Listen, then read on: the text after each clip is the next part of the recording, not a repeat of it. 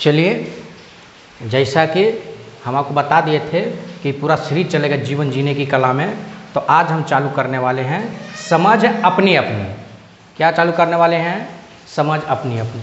कहने के मेरा तात्पर्य ये हुआ कि एक सीरीज चलाई थी जीवन जीने की कला। हम पहले ही आपको बता चुके थे कि 30 से 35 इसका 30 से 35 वीडियो बनेगा, तब आपको समझ में आएगा कि जीवन जीने की आखिरकार कला क्या है। तो आज इसका पार्ट 3 है, यानी अध्याय 3 चालू कर रहे हैं। समझ अपनी अपनी, समझ अपनी अपनी। जैसे आप क्या समझते हैं, हम क्या समझते हैं, अगला क्या समझता है, ये समझ अपनी अपनी।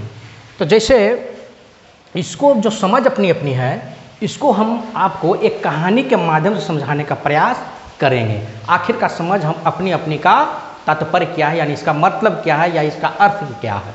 तो चलिए आपका बिना समय व्यतीत करते हुए डायरेक्ट टॉपिक पे आते हैं। तो समझ अपनी अपनी का जैसा कि हम बताएं कि एक कहानी के माध्यम से आपको समझाने का प्रयास करते हैं। अब वो क्षण खत्म हुई, अब स्टार्ट करते हैं। कहने के तात्पर्य ये हुआ कि एक मित्र ने पूछा है कि मैंने कल कहा कि अतीत में एक ऐसे शिक्षक हुए, यानी पहले एक ऐसे शिक्षक हुए पहले ज़माने में, जिन्होंने जीवन को आसार बताया है। जीवन को क्या बताया है? आसार के रूप में बताया है। उन मित्र ने कहा कि जीवन को आसार किसी ने नहीं बताया, जिन्होंने जीवन को आसार बताया, लेकिन उन मित्र ने कहा कि जीवन को आसार किसी ने भी नहीं बताया, संसार को आसार बताया है। जीवन के आसार को नहीं बताया है, किसको बताया है? संसार को आसार बताया है। मेरा कहने के तात्पर्य ये हुआ कि संसार को आसार बताया हो तो गलत बताया है। संसार को भी अगर आसार बताया हो तो गलत बताया है। संसार आसार नहीं है, संसार आसार नहीं है। संसार को देखने की दृष्टि गलत हो तो संसार क्या होता है? आसार दिखाई पड़ेगा। कहने के तात्पर्य हुआ कि अगर संसार को देखने की मेरा दृष्टि क्या हो, गलत हो, तो संसार क्या दिखाई पड़ता है? आसार दिखाई पड़ेगा। यानी कहने का तात्पर्य हुआ कि संसार को देखने की दृष्टि सम्यक हो तो संसार ही प्रभु के रूप में परिवर्तित हो जाता है। क्या बोल रहे हैं कि संसार को अगर इस संसार को देखने की दृष्टि सम्यक हो तो संसार ही प्रभु के रूप में क्या हो जाता है? परिवर्तित हो जाता है। दृष्टि ही गलत हो सकती है, जो हम लोग का देखने का नजरिया है यानी दृष्टि है, वही गलत हो सकती है, और कुछ भी गलत नहीं है, और कुछ भी गलत नहीं है। लेकिन आदमी की पुरानी कमजोरी है, सही बात है, आदमी की पुरानी कमजोरी है, और वह किसी दोष को कभी भी अपने ऊपर नहीं लेना चाहता है, दोष सदा किसी और के ऊपर डाल देना चाहता है। ये है जो आदमी का क्या है? बहुत ही पुरानी कमजोरी है कि कुछ भी हुआ तो अपने ऊपर दोष न देकर किसी और के ऊपर दोष दे दिया जाता है, अपने ऊपर लेना नहीं चाहता है। और क्या बोला गया? इस संसार आसार है। यह कहना सुविधापूर्ण मालूम होता है, बहुत गौर से समझिएगा। कहने के तात्पर्य ये हुआ कि कोई भी तरह का दिक्कत होता है तो अपने ऊपर दोष नहीं लेते हैं, किसी और दूसरे के ऊपर ब्लेम डाल देते हैं। संसार इसी कहते हैं, संसार आसार है। यह कहना बहुत ही सुविधापूर्ण मालूम होता है, बजाय इसके कि मेरी दृष्टि क्या है? अंधी है, मेरी दृष्टि ही अंधी है। कहने के बजाय दूसरों पर ब्लेम कर देता है। मेरी दृष्टि अंधी है, मेरी दृष्टि गलत है। संसार को आसार कहने से मुझे स्वयं को बदलना नहीं पड़ता। कितना बढ़िया बात है कि अगर संसार को आसार बता दिए तो स्वयं को मुझे बदलना नहीं पड़ता, लेकिन मेरे देखने का ढंग क्या है? गलत है। मेरे देखने का जो मेरे देखने का दृष्टि है या देखने का जो ढंग है वो क्या है? गलत है। तो मुझे स्वयं को बदलने की ज़रूरत आ जाती है। एक छोटी सी कहानी से मैं समझाने की आपको कोशिश करूं तो एक गांव में सुबह सूरज निकलता था। एक गांव में सूरज सुबह निकलता था और एक घुड़सवार आकर रुका। कहने के तात्पर्य हुआ कि एक गांव में सुबह है जो सूरज निकलता था और एक घुड़सवार आकर रुका गांव के बाहर रुका। गांव के द्वार पर बाहर आकर रुका, किसी गांव के द्वार पर बैठे हुए एक बूढ़े आदमी से उसने पूछा, मैं एक बात जानना चाहता हूँ, इस गांव के लोग कैसे हैं? बोला, कहने के तात्पर्य मोटा मोटी समझने का प्रयास करते हैं कि एक गांव में सुबह सूरज निकला था और घुड़सवार आकर गांव के द्वार पे रुका और द्वार पे एक बूढ़े आदमी बैठा हुआ था। उसे पूछा कि ये गांव के लोग कैसे हैं। मैंने अपना पुराना गांव छोड़ दिया। मैंने अपना पुराना गांव क्या किया? छोड़ दिया और नए गांव की तलाश में हूँ। नए गांव की तलाश में हूँ जहाँ मैं क्या कर सकूँ? निवास कर सकूँ। मैं जानना चाहता हूँ कि इस गांव के लोग कैसे हैं, कि इस गांव के लोग कैसे हैं, यह गांव कैसा है, यह गांव कैसा है। अगर अच्छा हो तो मैं यहाँ बस जाऊँ। अगर आपको समझने में दिक्कत हो रहा है तो मोटा मोटी कहने के तात्पर्य ये हुआ कि एक गांव, कोई व्यक्ति है जो एक गांव छोड़ना चाहता था। वो अपने घोड़ा पर बैठकर किसी गांव की ओर बढ़ा। जैसे ही गांव की ओर बढ़ा तो सुबह सूरज निकल रहा था। उसी समय एक द्वार पे जैसे बढ़ा तो एक बूढ़ा बैठा हुआ था। तो उस बूढ़ा से पूछा कि इस गांव के लोग कैसे हैं, इस गांव के लोग कैसे हैं। यहाँ मैं गांव छोड़कर आया हूँ और अगर अच्छे लोग हैं तो मैं यहाँ बस जाऊँ। उस बूढ़े ने, जो बूढ़ा से पूछा था, उस बूढ़े ने उस घुड़सवार को नीचे से ऊपर की ओर गौर से देखा। ऊपर तक क्या देखा? गौर से देखा और फिर कहा कि इस प्रश्न का उत्तर मैं तभी दे सकता हूँ। इस प्रश्न का उत्तर मैं तभी दे सकता हूँ जब मेरे एक प्रश्न का उत्तर आप पहले दे दें। यानी एक बूढ़ा जो व्यक्ति था उसे कहा कि मैं आपका प्रश्न का उत्तर दे दूंगा, लेकिन आपसे भी मैं एक प्रश्न पहले पूछता हूँ। अगर आप उसका उत्तर दे दें तब आपका भी प्रश्न का मैं उत्तर दे दूंगा। तब बूढ़ा पूछा कि मैं जानना चाहता हूँ कि उस गांव के लोग कैसे थे। किससे पूछ दिया? घुड़सवार से बूढ़ा पूछ दिया कि मैं भी जानना चाहता हूँ कि उस गांव के लोग कैसे थे जिसने आप क्या कर दिया है? छोड़ दिया है।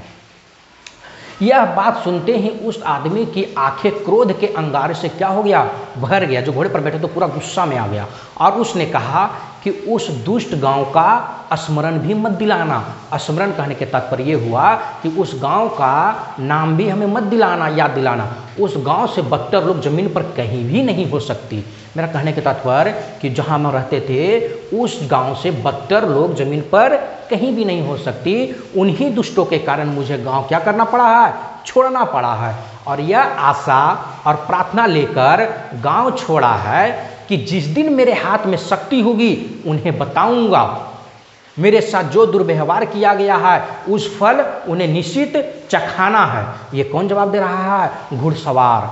उस बूढ़े आदमी ने कहा कि फिर क्षमा करें, मैं आपसे कहता हूं कि मैं 70 वर्षों से इस गांव में रह रहा हूं।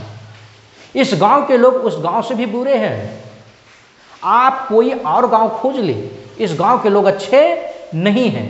इस गांव के लोग अच्छे नहीं हैं। वह घुड़सवार जा भी नहीं पाया था कि पीछे से एक बैलगाड़ी आकर रुकी और उसमें सवार आदमी ने पूछा, उसमें सवार मतलब जा नहीं पाया था कि पीछे से एक बैलगाड़ी आ गया और बैलगाड़ी में जो बैलगाड़ी रुक गई और उसमें जो आदमी सवार था उसने भी एक सवाल पूछ दिया कि पूछा कि बाबा क्या मैं आपसे कुछ सवाल पूछ सकता हूँ? इस गांव के लोग कैसे हैं? यानी जो बैलगाड़ी पे बैठे हैं वो भी पूछे कि इस गांव के लोग कैसे हैं? मैं अपना गांव छोड़ दिया है। यानी बैलगाड़ी वाला भी पूछ दिया और घुड़सवार भी वहीं पर है। गौर से समझने का प्रयास किया करना है कि वो जैसे बोला तो उधर से एक बैलगाड़ी आया। बैलगाड़ी भी सवार लोग उस बाबा से पूछ बैठे कि बाबा मैं से आप एक प्रश्न पूछूं? तो बाबा बोले पूछो। तो जैसे ही घुड़सवारी के बैलगाड़ी वाले जो यात्रीगण बैठे थे वो बोले थे कि इस गांव के लोग कैसे, यानी सेम प्रश्न है। घुड़सवारी भी वही पूछ रहा है और जो बैलगाड़ी पे जो बैठा हुआ है सवारी वही पूछ रहा है। उस बूढ़े ने कहा बड़े आश्चर्य की बात है, बड़े संयोग की बात है। अभी मैं इसका उत्तर अभी तो इसका उत्तर दिया ही हूँ, लेकिन फिर मुझे पूछना पड़ेगा तुम्हारे गांव के लोग कैसे थे जिसे क्या कर दिया? तुमने छोड़ दिया।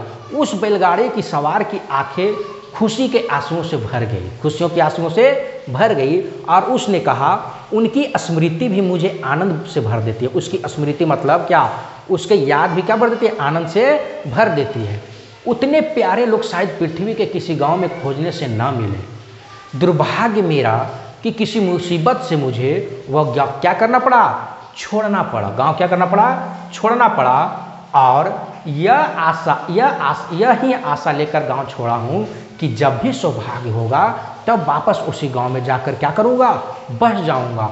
कैसे है इस गांव के लोग? कितना बढ़िया ही प्रश्न पूछा और कितना बढ़िया ही पूछा कि बाबा आप मुझे इस प्रश्न का उत्तर बताएंगे कि यहाँ के लोग कैसे हैं? तो वो बोला कि मैं भी आपसे प्रश्न उत्तर बताइए, आप कौन सा गाँव? तो ये बोला कि मैं जिस गाँव से निकला वहाँ के लोग बहुत बढ़िया हैं, लेकिन मैं यहाँ पर कुछ दिनों के लिए बस जाना चाहता हूँ और फिर मैं वहीं पर जाकर बस जाऊँगा, मतलब जहाँ से मैं आया हूँ। ये कौन बोला था? जो बैलगाड़ी में यात्री बैठे थे। उस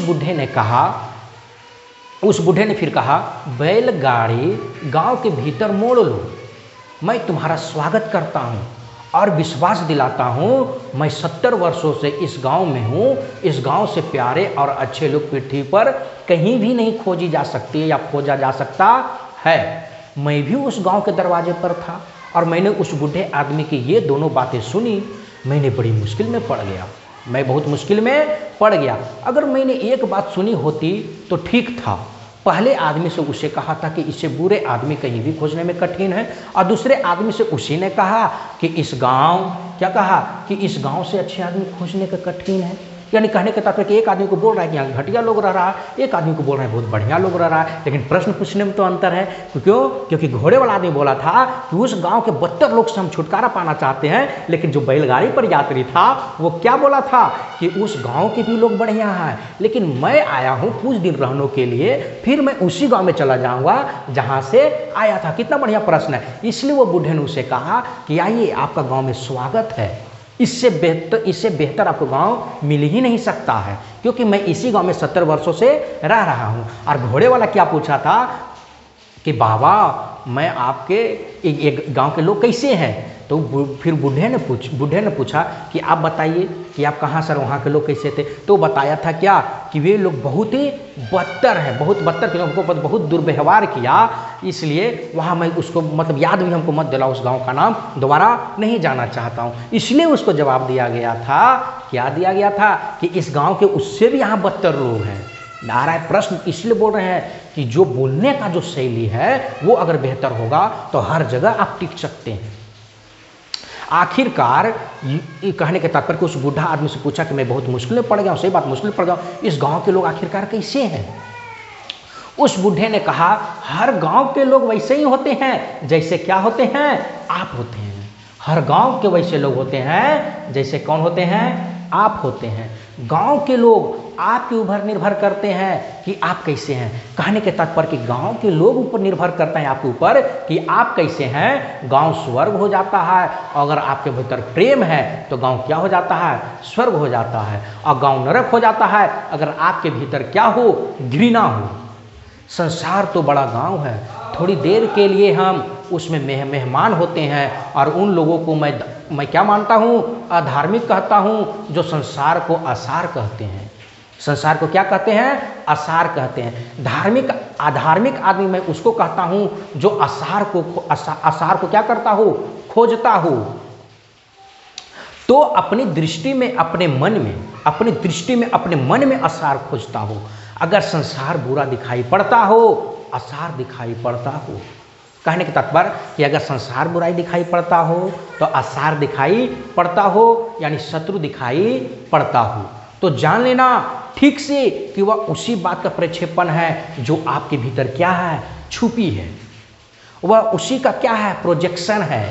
हम दूसरे में उसकी खोज लेते हैं जो हम हैं। यानी कहने के तात्पर्य कि जो हम हैं वैसा ही दूसरों को ही नजरिया से देखते हैं। अगर हम अच्छा हैं तो अगर उसको देखेंगे तो अपना नज़र तो वो भी अच्छा व्यक्ति होगा। यदि हम घृणा है तो वो भी उसके नज़र से, हम घृणा की नज़र से देखेंगे तो अगला व्यक्ति भी घृणा नजर आएगा। यानी सब अपने ऊपर ब्लेम नहीं डालते हैं, दूसरे के ऊपर ब्लेम डाल देना चाहते हैं। यही देखने का नज़रिया अलग है, यही जीने का अपना अपना क्या है? समझ अपनी अपनी है। कितना बढ़िया छिपा है कि अगर आप होंगे असार तो संसार असार हो जाता है। जिस दिन आप सार को उपलब्ध होंगे उस दिन इस जगत में कुछ भी आसार नहीं रह जाता। मूलतः व्यक्ति महत्वपूर्ण, मूलतः हम क्या रहते हैं, भीतर जो है वह है महत्वपूर्ण। यानी कहने का मतलब जो हम हैं, जो मेरे भीतर है वही महत्वपूर्ण है, और सारा जगत जो भीतर है उसी रूप में दिखाई पड़ता है। मतलब जैसे हम सोचते हैं, जैसा समझते हैं, उसी रूप में दिखाई पड़ता है। कहने के तात्पर्य हुआ कि किसी को अगर गलत नज़र से देख रहे हैं तो उस गाँव के लोग गलत नज़र आते हैं, अगर अच्छा से देखेंगे, अच्छी नज़र सोच समझ कर देखेंगे तो उस गाँव के लोग बेहतर नज़र आते हैं। इसलिए समझ अपनी अपनी है। आ रहा आपको समझ में कि नहीं आ रहा है? असार चित्त को यानी चिंता को, असार सोचने वाले व्यक्ति गलत देखने की दृष्टि को, सारा जगत क्या होता है, कांटों से भरा हुआ मालूम पड़ता है। सही बात है, जैसा देखोगे वैसा नजर आएगा। ठीक दृष्टि को सम्यक दृष्टि को सारा जगत फूल से भरा दिखाई पड़ता है। यानी जो सही दृष्टि से देख रहा है उसको अच्छा नजर आ रहा है, जो गलत दृष्टि से देख रहा है उसको तो गलत ही आएगा। कहने का तात्पर्य कि न जगत फूल है न जगत काटा है, आप क्या हैं जगत वही हो जाता है। कहने के तात्पर्य हुआ बाबू कि इस जगत में ना फूल है न काटा है, आप क्या हैं जगत क्या हो जाता है, वही हो जाता है। कहने के तात्पर्य यही है कि हम जैसा समझेंगे वैसा ही वो हो जाएगा। मतलब जैसा हम गलत बारे में समझेंगे वैसा ही उस व्यक्ति के बारे में सोचेंगे। बिना मतलब जांच पड़ताल का हम क्या कर देते हैं, जजमेंट कर देते हैं कि ऐसा होगा तो ऐसा ही होगा। लेकिन उसको हम जाने पहचाने, अगर गलत भी है तो गलत में भी कुछ सही होता है। अगर उस ढंग से हम देखेंगे तो उस आदमी भी धीरे धीरे सुधार होगा, तो मेरे जैसा होगा कि नहीं होगा, या हम उसके जैसे होंगे कि नहीं होंगे। तो इसीलिए बोला गया है कि न जगत फूल है न जगत काटा है, आप क्या है जगत वही हो जाता है। इसलिए मैं न तो जीवन को आसार कहने के पक्ष में हूँ, मैं कहने का तात्पर्य कि इसलिए मैं न तो जीवन को आसार कहने के पक्ष में हूँ न संसार को। सारी जिम्मेवारी किसके ऊपर है, मेरे ऊपर है। मैं कैसे देखता हूँ इस पर निर्भर है, मैं कैसे देखता हूँ इस पर निर्भर है। और इस बात पर इसलिए जोर देना चाहता हूँ कि संसार को आप नहीं बदल सकते हैं, संसार को आप नहीं बदल सकते हैं, लेकिन अपने को तो बदल सकते हैं। ठीक है, संसार को हम नहीं बदलेंगे लेकिन अपने को तो बदल सकते हैं। संसार में आप भाग भी नहीं सकते हैं, सही बात है, संसार में आप भाग भी नहीं सकते हैं। जो संसार से भागने के ख्याल में होते हैं वे गलती में होंगे। जितना गृहस्थ संसार में रहता है उतना ही सन्यासी भी संसार में रहता है। कहने के मेरा तात्पर्य कि जितना शादी विवाह जो गृहस्थ जीवन बिताते हैं वो भी संसार में रहता है, उतना ही सन्यासी भी तो संसार में रहता है। कोई संसार के बाहर जा नहीं सकता, जीते जी संसार के बाहर जाने के उपाय नहीं है। कहने का तात्पर्य कि कोई संसार के बाहर जा नहीं सकता, जीते जी संसार के बाहर जाने के उपाय भी नहीं है। गृहस्थ एक ढंग से रहता है संसार में। कहने का तात्पर्य कि जो गृहस्थ है एक ढंग से रहता है संसार में और सन्यासी दूसरे ढंग से रहता है संसार में। रह तो दोनों रहा है, लेकिन संसार के बाहर कोई नहीं जा सकता है। रहने का ढंग बदल सकता है, देखने की दृष्टि बदल सकती है, लेकिन संसार से भाग कर जाएगा कहाँ। जहां भी आप पहुंचेंगे वही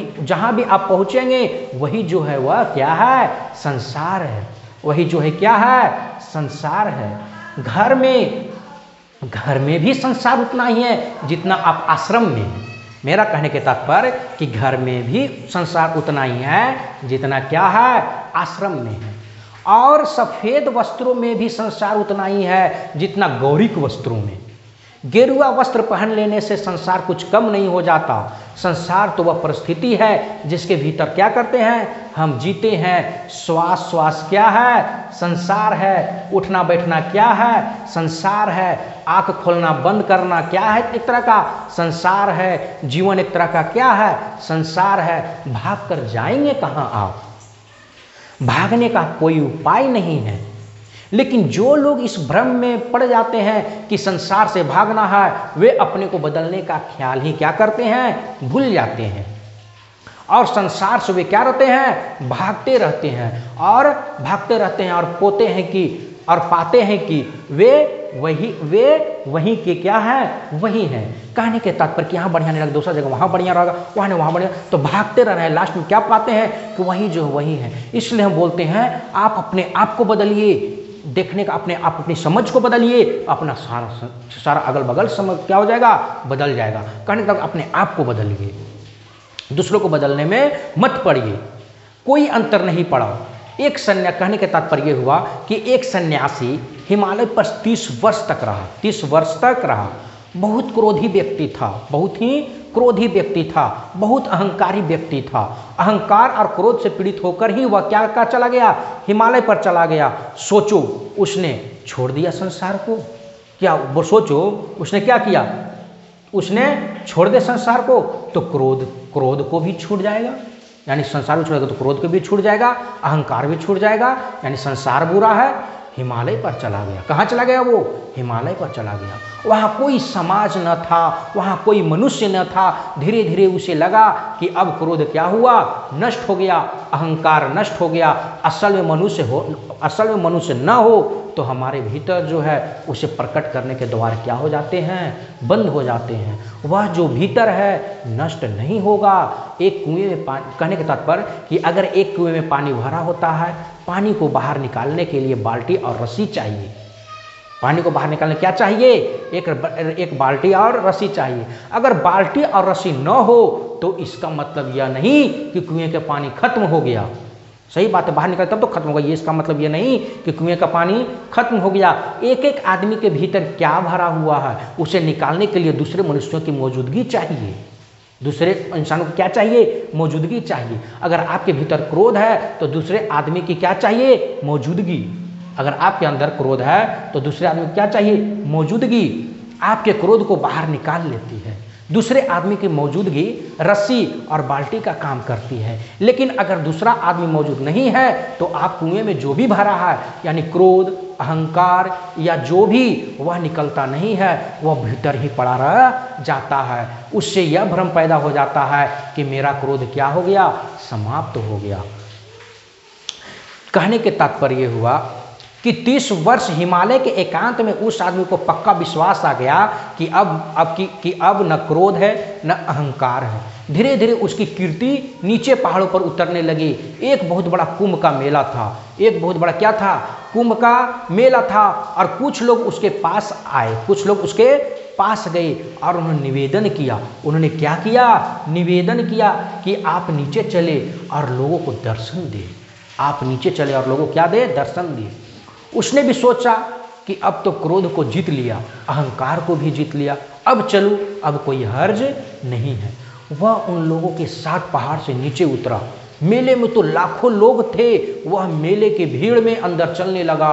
भीड़ भड़क्का था, भारी भीड़ थी, पागल की तरह लोग भागे चले जा रहे थे। और उसने कोई पहचानता नहीं था, और उसे कोई पहचानता नहीं था। एक आदमी का जूता उसके पैर पर पड़ गया। कहने तब भीड़ भाड़ रहता है तो जब पैर पर चलता है तो एक आदमी का जूता उसके पैर पर पड़ गया और एक सेकेंड में बीच के 30 साल मिट गया और वह वही आदमी हो गया जो 30 साल से पहले था। उसने कहा अंधे दिखाई नहीं पड़ता। क्रोध क्या हुआ, वापस खड़ा हो गया वहीं के वहीं। वह तो हैरान रह गया, उसे ख्याल था कि क्रोध क्या हो गया, मिट गया। वह वहीं से वापस लौट पड़ा और उसे ले गए थे। उनसे उसने कहा कि अब मैं हिमालय नहीं जा रहा हूँ, अब मैं वापस संसार जा रहा हूँ। अब मैं वापस कहाँ जा रहा हूँ, संसार जा रहा हूँ। क्योंकि हिमालय की शांति भी 30 वर्षों में जिस सत्य का मुझे दर्शन नहीं करा पाई, वह एक आदमी के जरा से संपर्क से मुझे दिखाई पड़ गया। कहने के तात्पर्य बाबू, कोई आदमी नहीं शांत से बैठे हो तो कैसे क्रोध पता हो, क्रोध शांति हुआ। जैसे वो आदमी मिला, मेरा क्रोध आ गया तो कहाँ समाप्त हो गया, तो संसार में ही रह के तो अपने आप को बदलेंगे तब तो हो पाएगा। आ रहा है आपको समझ में कि नहीं आ रहा है?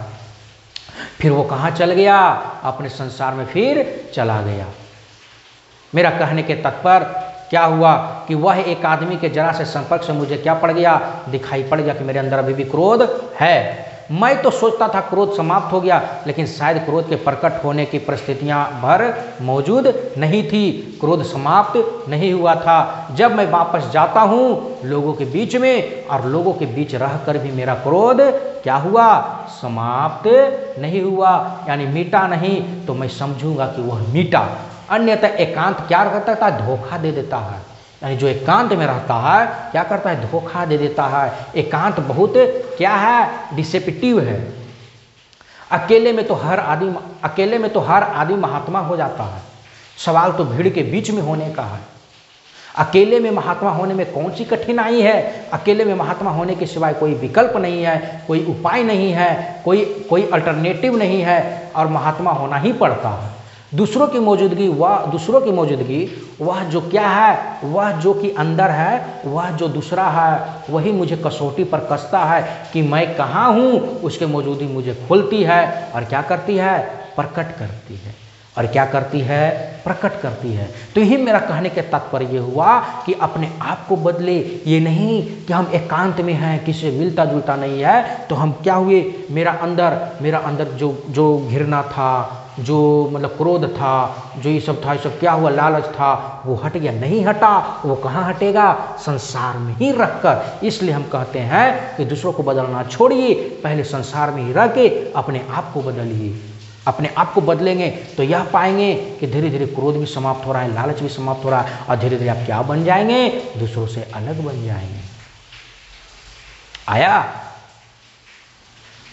इसलिए कहते हैं कि अगर हम कहने के मेरा तात्पर्य ये हुआ कि अगर कोई व्यक्ति से हम अच्छा सुनना चाहते हैं, लोग हमको लगे कि अच्छा नज़रिया से देखे, तो पहले अपना जुबान से अच्छा बोलने के लिए सीखिए। आप अपने आँख से देखने के लिए सीखिए, तब तो अच्छा से वो बोलेगा। मेरा मोटा मोटी कहने का तात्पर्य कि सुनने से पहले बोलने के लिए सीखिए कि अच्छा हम बोलेंगे तब तो अच्छा वो हमको समझेगा, अच्छा से हम देखेंगे तब तो वो अच्छा से मुझे देखेगा, और हम ही उसको गलत ढंग से देख लिए तो वो क्या सही ढंग से देखेगा? हम ही गलत ढंग से अगर उसको बोलेंगे तो क्या वो मुझे अच्छा ढंग से बोलेगा?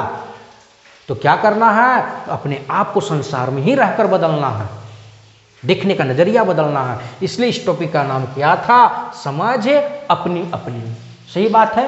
जैसे कहने के तात्पर्य बूढ़ा क्या बोला था, सब वहीं पर कहानी के दौर आपको समझ में आ गया होगा कि एक घोड़ा पर जो सवार होकर आया था, उस व्यक्ति जो प्रश्न पूछा था, क्या प्रश्न पूछा था? हाँ, तो वहाँ के लोग क्या है, बहुत ही क्या रहते हैं, बहुत ही हम लोग ऊपर दुर्व्यवहार किया है। और एक जो बैलगाड़ी पर बैठ के आया था, वो कितना बढ़िया से बोला था कि बाबा हम उस गांव वापस चला जाऊंगा, लेकिन वहाँ के भी लोग अच्छे हैं, लेकिन मैं यहाँ कुछ दिन के लिए रहना चाहता हूँ। तो उस बूढ़ा क्या बोला कि आइए, आपका स्वागत है, इस गाँव से लोग बेहतर कहीं नहीं मिलेंगे। और उस घोड़ा पर ला के क्या जवाब दिया था कि उससे भी बदतर इस गाँव के लोग हैं, आप कहीं और जाके तलाश कीजिए। तो क्या समझ अपनी अपनी आए आपको समझ में? इसलिए क्या करना है? अरे एक ही तो जिंदगी है, क्या लड़ाई उड़ाई में रखा है, चलते हैं ना मिल बांट कर आराम से जीते हैं ना, एक ही जिंदगी है, क्या लड़ाई उड़ाई, क्या ऊंच नीच देखना है? आइए साथ के मिल के चलते आराम से जीते हैं। कुछ दिन का जिंदगी है, चंद दिनों की जिंदगी है, उसमें भी अगर लड़ाई झगड़ा में बिता दिए तो जिंदगी हम कहाँ जिए? और तो हम जान रहे हैं कि मौत एक दिन निश्चित है, तो अच्छा से क्यों न जी लेते हैं, अच्छा से एक दूसरे के साथ गीत क्यों नहीं गा लेते हैं, अच्छा से प्रेम पूर्वक क्यों नहीं रह लेते हैं? हमको पता है कि एक दिन मौत आएगी ही आएगी, ये जानते हुए भी लोग आजकल क्या करते हैं? एक दूसरे से घृणा करते हैं, एक दूसरे से नीचा दिखाते हैं, हम ये हैं वो है, तुम ये नहीं हो वो है। जो जान रहा है कि एक दिन मौत आएगा, जो कि यहाँ कुछ भी नहीं रहेगा तो सिर्फ क्या रहेगा? आपका व्यक्तित्व।